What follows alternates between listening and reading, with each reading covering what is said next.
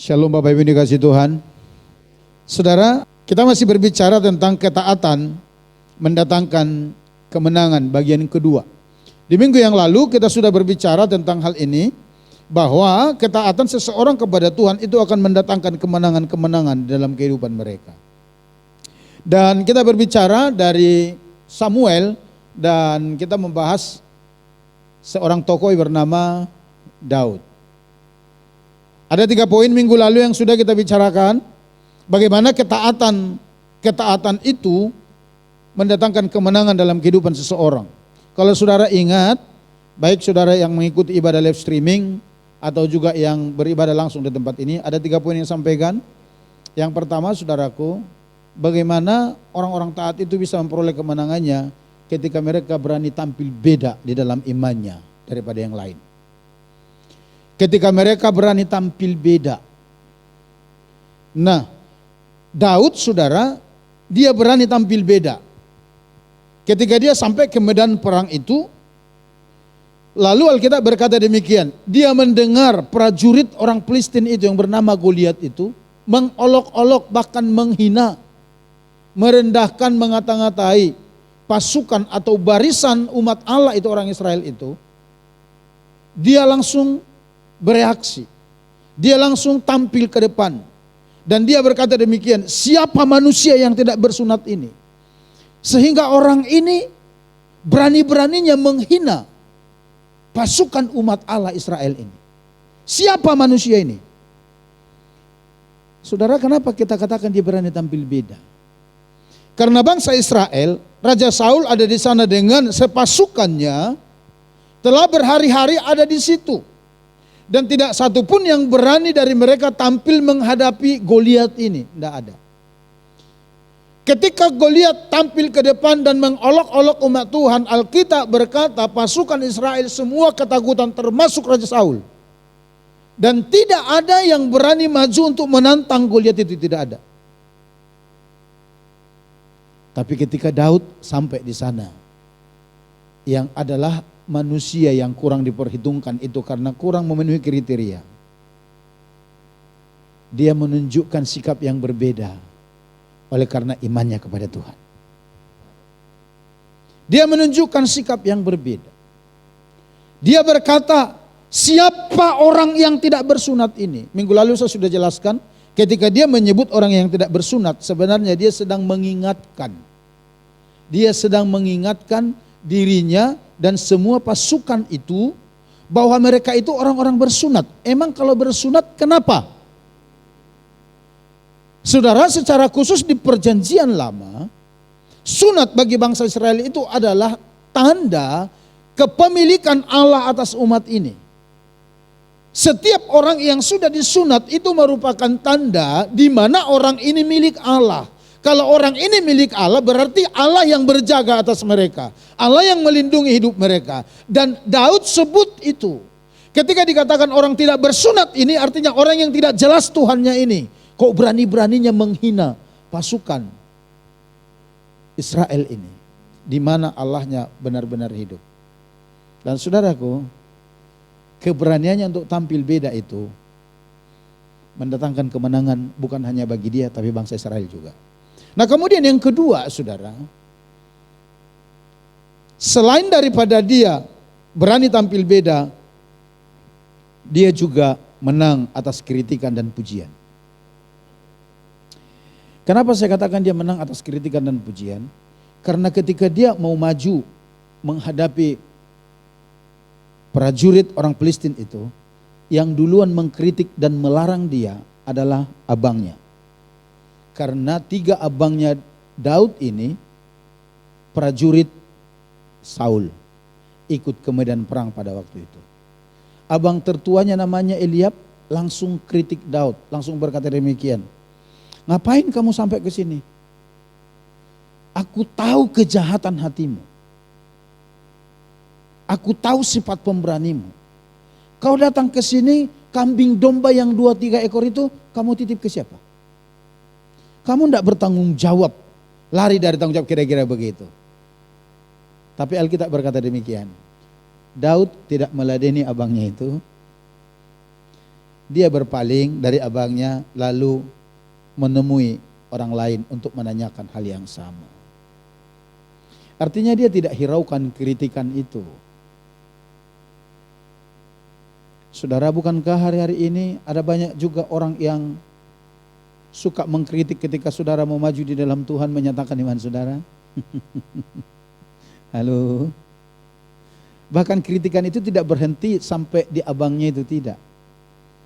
Setelah dia dibawa menghadap Raja Saul, lalu Saul liatin dia dari kepala ke bawah, dari bawah ke atas, dari kepala ke kaki, dari kaki ke atas. Lalu Saul bilang begini, anak muda, tidak mungkin kau bisa mengalahkan Goliat itu. Lihat, engkau masih sangat belia.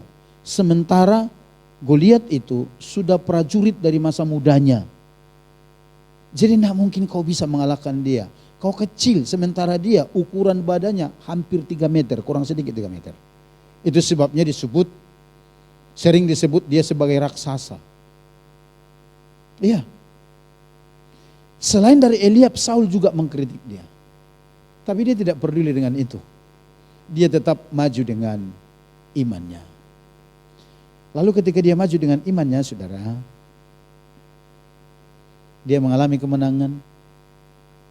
Lalu Alkitab berkata demikian, Daud itu masuk ke kota Yerusalem sambil membawa kepala Goliat di tangannya.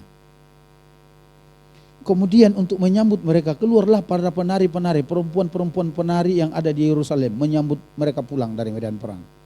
Lalu mereka menaikkan nyanyian-nyanyian menyambut para pahlawan Israel ini. Mereka bernyanyi begini, itu yang dicatat di Alkitab.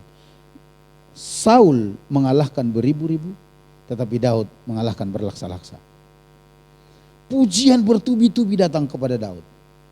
Nah, saudaraku, ketika dia mendengar pujian itu, bagaimana reaksinya? Alkitab tidak mencatat bahwa Daud itu menyombongkan diri, langsung berkata, oh, siapa dulu kita, Daud. Enggak. Dia tenang aja, santai aja. Tetap seperti tidak terjadi apa-apa. Saudara dengar baik. Kalau saudara mau mengalami kemenangan-kemenangan dari Tuhan, saudara pun harus mampu melewati kritikan dan pujian. Saya mau katakan demikian. Kalau iblis gagal menghentikan langkah saudara dengan kritikan, dengan tuduhan, cemoohan, merendahkan saudara, mengata-ngatai saudara, mengatakan bahwa saudara tidak mampu, tidak ada kelebihan saudara. Kalau dia gagal dalam hal itu, dia bisa pergunakan pujian untuk menjatuhkan saudara. Jadi yang saya mau sampaikan begini, ketika saudara dikritik jangan cepat bersedih hati. Amin. Tapi ketika saudara sukses dan diberikan puji-pujian kepada saudara, jangan terlalu cepat besar kepala. Nanti berat di atas. Lalu saudara bisa terjungkal. Kenapa? Karena beratnya di atas. Biasa aja. Biasa aja. Daud melewati itu. Dan yang ketiga, minggu lalu kita belajar, Daud itu memulainya dari hal-hal kecil. Kenapa kita katakan dari hal kecil? Saya sudah jelaskan minggu yang lalu, saudara. Setelah Daud itu diurapi menjadi raja, kemudian ada kontes pemilihan untuk menjadi seorang pemain kecapi, pemain musik di istana menghibur Saul. Daud itu terpilih. Jadi sekarang Daud bukan lagi anak padang gembala yang kerjanya menggembalakan kambing domba setiap hari. Tidak. Tapi mainan dia sekarang di istana. Main musik di istana. Tapi Alkitab berkata demikian. Setiap kali Daud itu pulang ke rumah orang tuanya, apa yang dikerjakan sama dia? Alkitab memberitahukan kepada kita, dia tetap menggembalakan kambing domba ayahnya yang 2-3 ekor itu. Oh, itu keren, saudara. Itu keren sekali. Dia tidak berkata demikian, enak aja kalian. Ini sudah menjadi orang istana. Pekerjaan apa itu? Enggak level lagi sekarang. Enggak. Dia tetap melakukannya dengan sangat rendah hati. Dia tetap mengerjakannya dengan penuh semangat. Bahkan ketika para abang-abangnya ikut Saul berperang untuk melawan Goliat, dia pun sedang menggembalakan. Kepergiannya ke medan perang itu karena ayahnya suruh dia untuk mengantarkan rangsum ke sana. Isai orang tuanya berkata demikian, kita tidak tahu bagaimana kabar abang-abangmu di sana. Coba pergilah nak, bawa perbekalan kepada mereka, dan ini bawa juga keju untuk kepala pasukannya. Makanya dia pergi ke sana, saudara. Tapi sebelum disuruh ayahnya, dia kemana? Karena Saul ada di medan perang, dia pulang ke rumah ayahnya, dia menggembalakan kambing domba ayahnya di padang. Oh, ini hati yang sangat mulia. Hari-hari ini ada banyak orang yang begitu, kalau istilahnya ya, lupa kacang akan kulit, ya. Baru naik sedikit aja, waduh, saudara. Hidung udah kemana-mana. Roh sombongnya langsung kelihatan. Arogansinya langsung muncul. Tapi Daud tidak demikian. Dan kalau nanti kita belajar terus, oleh karena hati itulah tangan Tuhan mengangkat Daud. Ke depan kita akan terus belajar tentang Daud ini ya. Kenapa dikatakan Daud itu orang berkenan di hadapan Tuhan? Minggu depannya lagi, minggu ketiga kita belajar itu. Kenapa? Kita akan pelajari. Tapi paling tidak saudaraku, pada saat ini saya mau sampaikan, 3 hal ini minggu lalu kita pelajari. Berani tampil beda dengan imannya di hadapan semua orang yang memiliki iman rata-rata. Kenapa saya katakan demikian? Emangnya orang hadir di situ pada waktu itu cuma Daud yang bersunat? Kan tidak. Peraturan di Israel itu orang usia 8 hari disunat laki-laki. Jadi dipastikan semua prajurit yang dibawa Saul berperang itu adalah orang-orang bersunat. Artinya mereka memiliki keterikatan kepada Allah yang hidup. Tetapi waktu mereka berhadapan dengan Goliat, bahkan mereka lupa status mereka itu. Bahwa mereka itu adalah milik Allah, bahwa mereka itu adalah kepunyaan Allah, bahwa mereka itu pasukannya Allah, bahwa mereka itu ada Allah yang menjagai. Lupa mereka, karena apa? Takut tuh sama Goliat. Dan itu juga yang banyak terjadi hari-hari ini. Ketika orang menghadapi situasi-situasi sulit yang sedang menakutkan, bahkan lupa jati dirinya, di mana Alkitab berkata, setiap kita yang percaya kepada Yesus, Roh Kudus ditaruh di dalam hati kita sebagai tanda kepemilikan Allah atas hidup kita. Sehingga mereka banyak khawatir dan khawatir. Banyak takut dan takut. Seolah-olah masalah itu lebih besar dari Tuhan yang menjagai mereka. Ayo, mari kita belajar dari Daud. Saudara mau mendengar poin berikutnya? Karena kita belajar poin kedua ini. Pembagian kedua. Kita lihat poin berikutnya. Bagaimana orang-orang yang taat kepada Tuhan ini mengalami kemenangan-kemenangan. Poin berikutnya yang keempat. Berperanglah dengan kuasa Tuhan. Kalau saudara sebagai orang yang taat kepada Tuhan, mau melihat dan mengalami kemenangan-kemenangan yang datangnya dari Tuhan, saudara majulah berperang dengan kuasa Tuhan. Amin. Maju dengan kuasa Tuhan. Kenapa saya katakan demikian? Karena itulah yang dilakukan oleh Daud. Coba kita lihat di dalam 1 Samuel 17 itu ayat yang 45 sampai ayat yang ke-47. Saudara perhatikan, saya akan baca. Tetapi Daud berkata kepada orang Filistin itu, engkau mendatangi aku dengan pedang dan tombak dan lembing, tetapi aku mendatangi engkau dengan nama Tuhan semesta alam, Allah segala barisan Israel yang kau tantang itu. Hari ini juga Tuhan akan menyerahkan engkau ke dalam tanganku, dan aku akan mengalahkan engkau dan memenggal kepalamu dari tubuhmu. Hari ini juga aku akan memberikan mayatmu dan mayat tentara orang Filistin kepada burung-burung di udara dan kepada binatang-binatang liar, supaya seluruh bumi tahu bahwa Israel mempunyai Allah. Lalu ayat 47 berkata demikian. Dan supaya segenap jemaah ini tahu bahwa Tuhan menyelamatkan bukan dengan pedang dan bukan dengan lembing. Sebab di tangan Tuhanlah pertempuran, dan Ia pun menyerahkan kamu ke dalam tangan kami. Yang percaya katakan amin. Oh, saya mau katakan ini pernyataan iman yang radikal ini. Daud itu maju menghadapi Goliat itu bukan karena dia lebih hebat dari yang lain, bukan. Tapi Alkitab berkata dia berani maju menantang Goliat itu. Dia berkata, engkau mendatangi aku dengan tombak dan lembing, pedang di tanganmu. Tapi aku mendatangi engkau dengan nama Allah Israel yang kau tantang itu. Wah, itu keren, saudara. Jadi kalau Daud itu mengalami kemenangan sekali lagi bukan karena dia hebat, bukan. Tapi karena Tuhannya hebat. Amin. Amin. Kalau dia bisa mengalami kemenangan bukan karena kecakapannya memainkan lembing, tombak, memainkan pedang, bukan. Bahkan kalau saudara baca nanti dimulai ayat 48 sampai 51, bahkan Daud itu mengalahkan Goliat tanpa pedang, tanpa tombak di tangannya. Berarti benar dia bisa memperoleh kemenangan itu bukan karena kekuatannya, tapi karena nama Allahnya yang hebat. Dan saudaraku, saya mau bawa kita kembali kepada pernyataan dia di dalam ayat 47 yang berkata begini. Dan supaya segenap jemaah ini tahu. Oh, ini pernyataan keren, sekaligus tamparan sebenarnya bagi pasukan bangsa Israel. Kalau Daud berkata, hari ini juga aku akan mengalahkan engkau karena aku tahu Tuhan menyerahkanmu ke dalam tanganku. Supaya bangsa ini tahu, supaya jemaat ini tahu, supaya umat ini tahu bahwa ada Allah di Israel. Bukankah itu teguran keras, saudara? Artinya begini, orang-orang ini, bangsa ini, sekalipun dari segi perjanjian mereka milik Allah, tapi bahkan mereka ini tidak tahu kalau mereka punya Allah.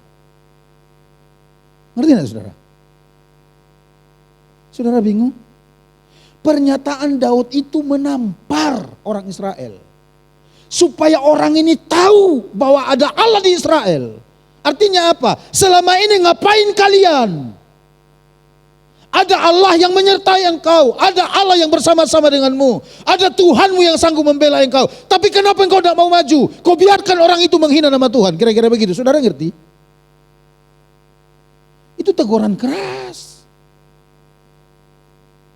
Sehingga dia maju dan berkata supaya orang ini tahu ada Allah di Israel. Waduh, saudara. Pernyataan-pernyataan radikal begini penting hari-hari ini. Untuk menunjukkan siapa Tuhan yang kita sembah itu melebihi dari segala-galanya. Amin, saudara. Jadi kemenangan Daud ini sekali lagi bukan karena kecakapannya di dalam peperangan, bukan. Tapi jelas pernyataan imannya. Kemenangannya itu karena kuasa Tuhan yang menyertai dia. Itu sebabnya saya ulang. Poin keempat. Di dalam ketaatan mendatangkan kemenangan. Yaitu berperanglah dengan kuasa Tuhan. Dan dengan apa yang Tuhan percayakan kepadamu.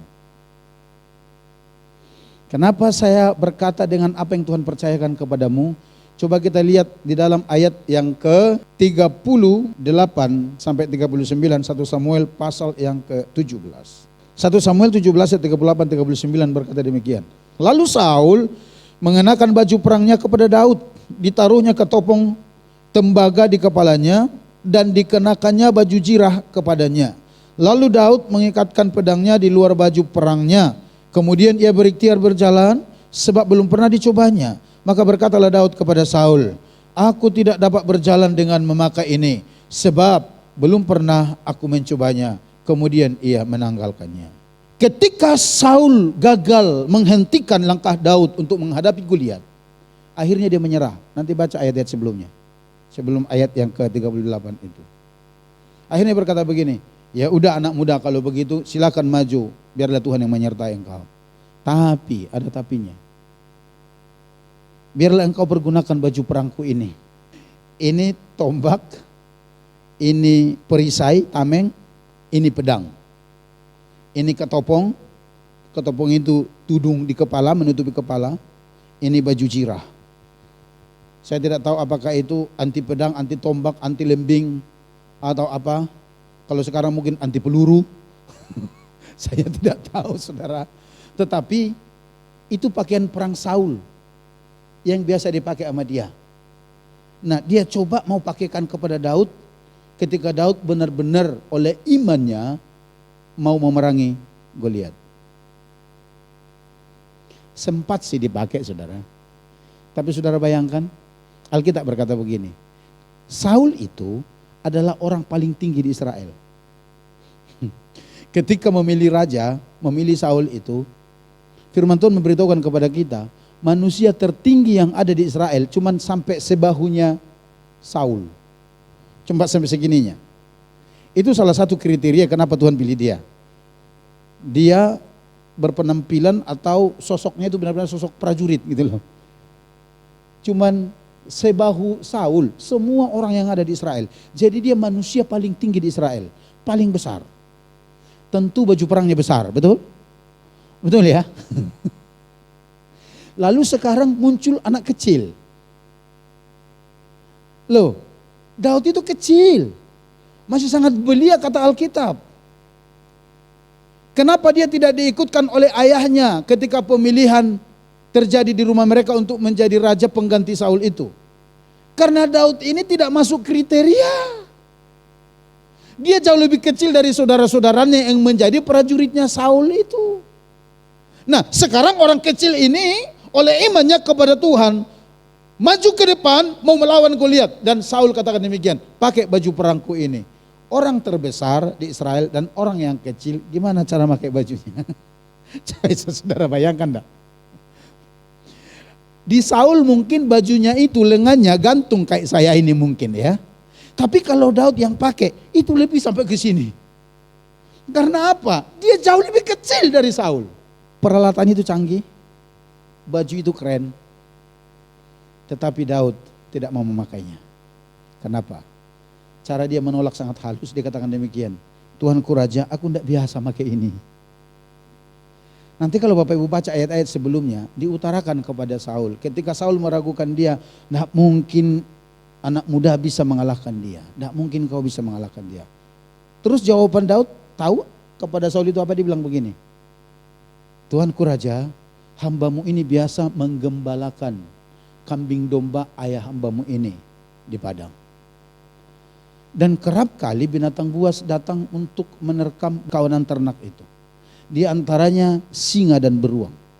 Kalau singa datang mengejarnya, aku usir mereka. Kalau mereka nekat menerkamnya, ku tangkap janggutnya dan kubunuh singa dan beruang itu. Nah, saudara, berdasarkan pengalaman itu, dia berkata begini kepada Saul, dan saya percaya seperti Tuhan melepaskan aku dari cakar singa dan dari cakar beruang itu, saya percaya Tuhan juga sanggup melepaskan saya dari tangan orang tidak bersunat itu. Itu keyakinan dia.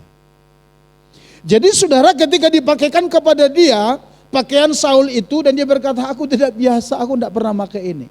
Yang ada di pikiran Daud itu begini, selama ini kemenanganku, selama ini yang membuat saya bisa lepas dari cengkeraman singa dan beruang itu bukan pakaian perang, bukan. Tapi kuasa Tuhan Allah yang membela hidupku, yang melindungi aku. Itu yang ada di pikiran dan hatinya. Tapi dia berkata dengan lembut, saya bahkan tidak pernah pakai baju seperti itu Tuhan. Akhirnya dia tanggalkan, saudara. Apakah karena pakaian perang itu, baju itu, peralatan itu jelek? Tidak. Bagus, pakaian raja. Panglima tertinggi di Israel. Di sini ada prajurit-prajurit, tahu mereka kalau disebut panglima tertingginya. Itu Saul.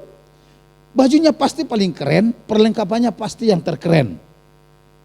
Tetapi Daud tahu kemenangan yang akan diraih bukan karena baju perang itu, bukan karena peralatan, bukan karena senjata, tapi oleh karena pertolongan Tuhan yang datang kepada dia, yang sanggup melindungi dia dan memberikan kemenangan kepada dia.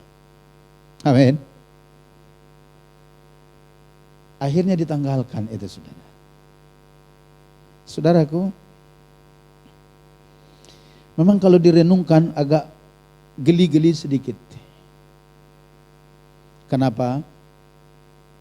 Saudara bisa bayangkan Saul tawarkan perangkat perlengkapan senjata perang ini kepada Daud, supaya Daud memakainya, dan dengan satu harapan dengan memakai ini Daud bisa menang. Tapi untuk Saul sendiri perangkat ini tidak efektif. Kenapa saya katakan tidak efektif? Perangkat itu keren, Tapi toh Saul juga tidak muncul keberaniannya karena itu. Sekian hari mereka ada di situ, tetap aja mereka tidak melakukan perlawanan. Padahal peralatannya keren. Nah sekarang begitu ada orang yang maju dengan iman, dibilang begini, coba kamu pakai ini. Sesuatu yang tidak efektif membawa kemenangan kepada dia, sekarang ditawarkan kepada orang lain. Gimana itu?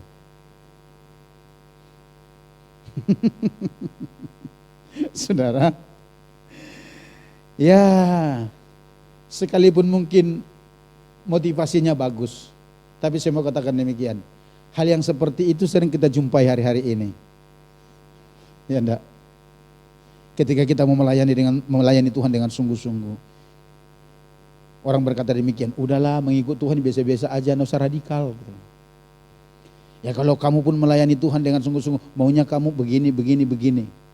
Mereka banyak memberikan ide, mereka banyak memberikan seperti masukan yang indah-indah, di mana mereka sendiri tidak menghidupinya, di mana mereka sendiri tidak efektif dengan ide itu. Halo? Saudara menemukan orang yang begitu? Saudara menemukan spirit-spirit Saul ini saat ini? Ayo. Coba menyumbangkan ide, di mana dia sendiri tidak menghidupi ide itu, bahkan ide itu sendiri tidak efektif di dalam dirinya, tidak menghasilkan buah apa-apa. Nah sekarang ide itu mau ditaruh kepada orang lain. Lucu saudara. Syukurnya Daud itu imannya tidak goyah. Dia berperang dengan kuasa Tuhan, dengan apa yang Tuhan percayakan di dalam dirinya.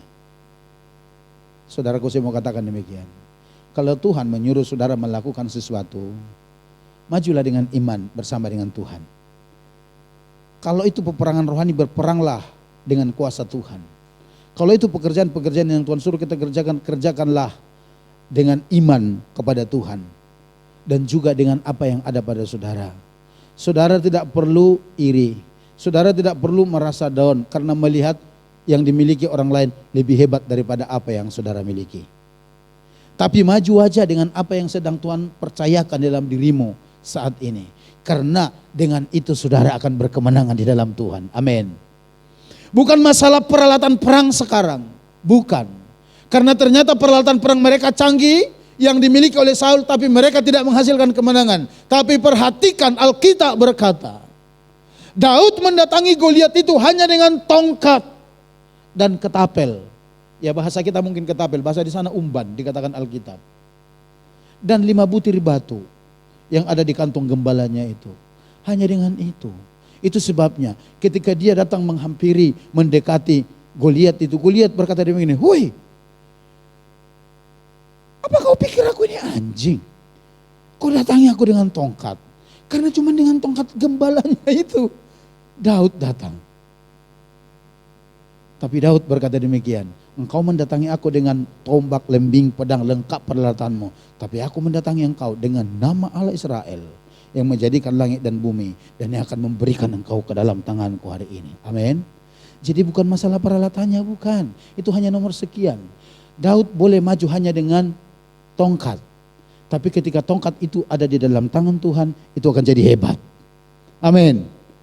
Daud maju hanya dengan ketapel, tapi ketika ketapel itu disertai tangan Tuhan, disertai kuasa Tuhan, itu akan menghasilkan kemenangan. Amin. Itu yang mau kita lihat, saudara. Itu sebab saya mau katakan demikian, jangan terlalu minder dengan apa yang saudara punya hari ini. Jangan terlalu minder dengan apa yang saudara miliki, apa yang sedang Tuhan percayakan. Lakukan aja dengan iman kepada Tuhan dan tetap bersandar kepada kuasa Tuhan. Maka engkau akan melihat kemenangan dalam kehidupan. Oh, itu luar biasa. Itu yang dilakukan Daud sehingga dia mengalami kemenangan dari Tuhan. Yang berikutnya, saudara, bagaimana orang yang taat kepada Tuhan ini bisa mengalami kemenangan-kemenangan dalam kehidupannya? Yang kelima atau yang terakhir ini, taklukkan musuh Anda sampai tuntas. Taklukkan musuh Anda sampai tuntas. Coba kita lihat di dalam 1 Samuel pasal 17 ayat 51. 1 Samuel pasal 17 ayat 51. Dikatakan demikian. Daud berlari mendapatkan orang Filistin itu, lalu berdiri di sebelahnya, diambilnyalah pedangnya, dihunusnya dari sarungnya, lalu menghabisi dia. Dipancungnyalah kepalanya dengan pedang itu. Ketika orang Filistin melihat bahwa pahlawan mereka telah mati, maka larilah mereka. Hal yang terakhir dari ketaatan mendatangkan kemenangan itu, taklukkan musuh Anda sampai tuntas. Jangan separuh jalan.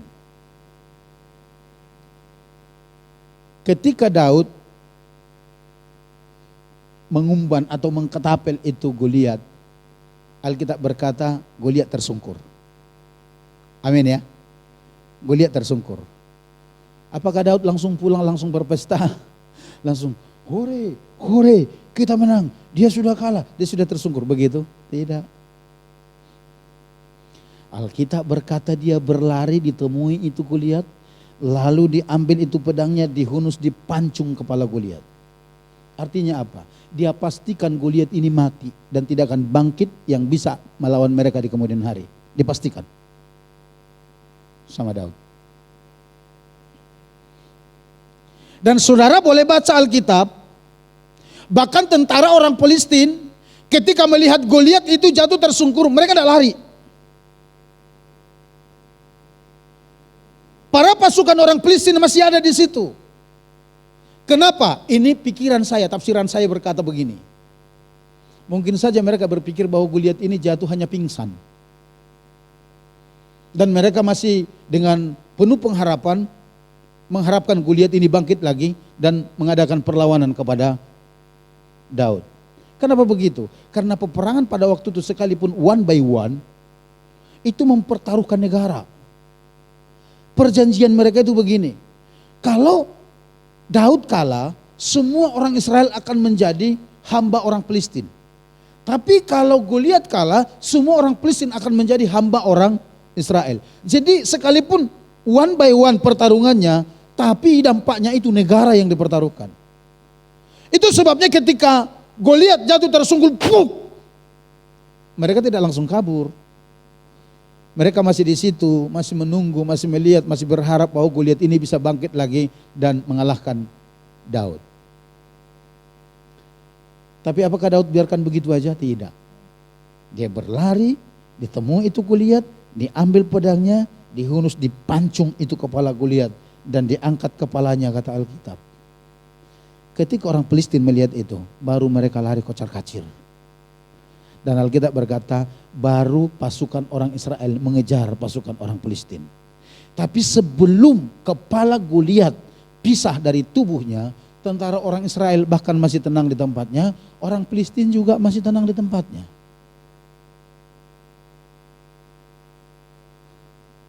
Pesan ilahinya sama kita apa? Saya mau katakan demikian. Kalau saudara pernah memiliki Goliat dalam kehidupanmu dan saudara sedang berusaha berperang melawan itu, saya mau katakan demikian. Pastikan Goliat mati di dalam hidupmu. Amin. Pastikan dia mati. Sebab kalau tidak mati itu sama seperti begini, saudara. Saudara dari kampung A berperang melawan dengan kampung B yang ada di seberang bukit sana. Suatu waktu kalian bentrok, lalu karena mereka terdesak mereka lari, kalian kejar sampai ke atas bukit, lalu mereka turun ke kampung mereka, lenyap dari pandangan saudara, lalu saudara pulang dan berkata, hore kita menang, hore kita menang. Betul menang, tapi mereka belum mati. Di sana mereka lagi susun strategi yang di hari kemudian mereka bisa datang untuk menyerang balik kampung ini. Sampai di sini saudara bisa nangkap. Artinya begini, kalau saudara tidak benar-benar menaklukkan Goliat saudara secara tuntas, saudaraku dengar baik, di kemudian hari dia bisa bangkit dan kembali akan menggerogoti saudara, kembali akan melemahkanmu, bahkan kembali menguasaimu, kembali mengalahkanmu. Daud tahu itu sebabnya dia pastikan Goliat mati. Supaya di kemudian hari Goliat ini tidak bangkit lagi memerangi mereka. Di kemudian hari mereka masih berperang, betul, tapi tidak melawan Goliat lagi. Melawan musuh yang lain. Ngerti ya? Maksudnya apa saudara? Sekali lagi, kalau saudara punya pergumulan melawan Goliat di dalam dirimu, kelemahan-kelemahan dalam dirimu, saudaraku saya mau katakan, perangi secara tuntas. Apa yang menjadi Goliat di dalam dirimu? Kebiasaan buruk kah? Tadi pagi saya singgung ini saya sekedar memberi contoh loh saudara ya. Kalau saudara orang yang sangat maniak dengan game,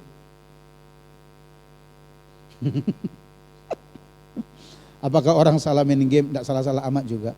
Tapi kalau sampai saudara maniak dengan game, sampai hubungan saudara terganggu dengan Tuhan, sampai hubungan dengan keluarga terganggu hanya gara-gara game, sampai pekerjaan saudara terbengkalai gara-gara game, saudaraku, engkau harus punya komitmen untuk menuntaskan itu. Engkau tidak bisa berkata demikian, aku mau bertobat dari game ini, udahlah aku simpan masukin di gudang. Jangan masukin di gudang, saya mau katakan bakar tuh. Sebab kalau hanya sekadar dimasukin di gudang, nanti dia bangkit lagi. Pas saudara lagi bete, main game lagi, kambuh lagi saudara.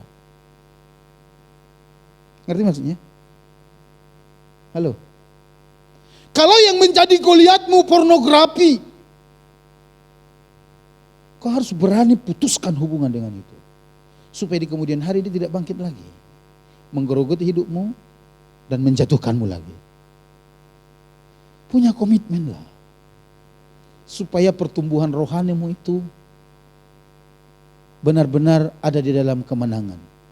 Saya mau beritahu kepada kita, bukankah kadang-kadang yang membuat kita itu jatuh hal-hal kecil? Betul ya? Yang kadang-kadang kita tidak duga, betul ya? Gembala senior kita pernah berkata demikian. Kalau saudara lihat batu di depan saudara, batu besar kayak dinding begini, lalu saudara naik motor tetap tancap gas, ngompak, lalu nabrak itu namanya bodoh, bukan kecelakaan, bodoh mau bunuh diri. Udah tahu batu besar di situ ditabrak, itu bodoh namanya, alias tolol. Dan batu seperti itu tidak akan membuat kita jatuh, tidak. Karena begitu kita lihat, ini bahaya, kita pasti hati-hati. Betul? Tapi yang sering membuat kita itu jatuh adalah kerikil-kerikil kecil yang menurut kita tidak apa-apa. Sehingga kita bermain di atasnya tanpa sadar, prak, kepleset, jatuh kita. Betul ya? Batu-batu kecil itu sama di dalam kehidupan kita. Yang kita pikir ini hanya sekedar hobi, ini hanya sekedar menyalurkan. Dengar baik. Kalau sampai waktu saudara dengan Tuhan tersita hanya gara-gara itu, dengar, jangan-jangan Goliat lagi bangkit di situ. Itu sebabnya saudaraku, saudara perlu mengevaluasi setiap kegiatan yang saudara lakukan. Ya, kenapa? Karena begini, kalau saudara tidak menyadari bahwa saudara sudah ada di persimpangan yang jauh, saudara tidak akan pernah berpikir untuk kembali kepada jalan yang sesungguhnya. Betul. Saudara nyambung dai. Ini kayak kata-kata bijak sih ya. Kalau saudara tidak menyadari bahwa saudara sudah ada di persimpangan yang jauh, saudara sampai saya kok ada di jalan yang salah. Kalau saudara tidak sadar itu, saudara tidak akan pernah mencari jalan untuk kembali ke jalan yang utama ini. Saudara akan menikmati kesesatan itu di situ. Karena apa? Saudara tidak sadar. Atau sederhananya saya katakan demikian. Kalau saudara tidak menyadari bahwa saudara telah salah, saudara tidak akan pernah memiliki keinginan untuk berubah. Karena apa? Karena saudara berpikir apa yang saudara lakukan itu semua benar. Dan saudara tahu manusia-manusia begini ini yang paling susah bertobat. Karena apa? Karena merasa diri apa yang dikerjakan itu tidak salah. Dia merasa bahwa dia masih ada di jalur yang benar. Padahal dia sudah menyimpang, dia sudah jauh. Tapi dia selalu merasa benar. Akhirnya dia tidak akan pernah kembali kepada jalan kebenaran. Karena apa? Dia merasa benar. Ayo, melalui firman ini saya mau ingatkan kita. Sadari itu. Kalau hari-hari ini saudara sudah pernah putuskan itu, aku mau putuskan ini, mau putuskan itu. Tapi hari-hari ini mulai bangkit lagi. Dan itu membuat saudara mulai hanyut lagi di situ. Mulai jauh dari Tuhan. Bahkan lupa persekutuanmu dengan Tuhan. Lupa persekutuanmu dengan saudara seiman. Dengar baik.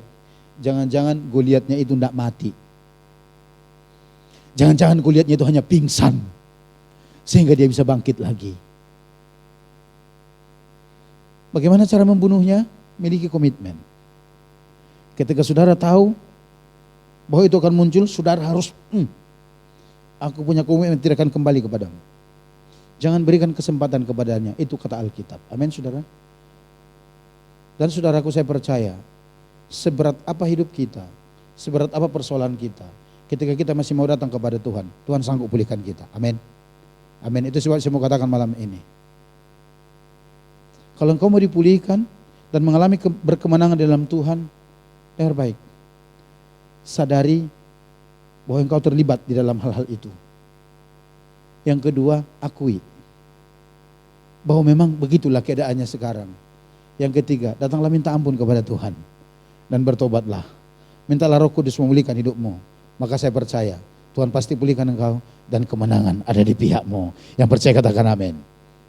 Apakah saudara rindu berkemenangan dalam Tuhan?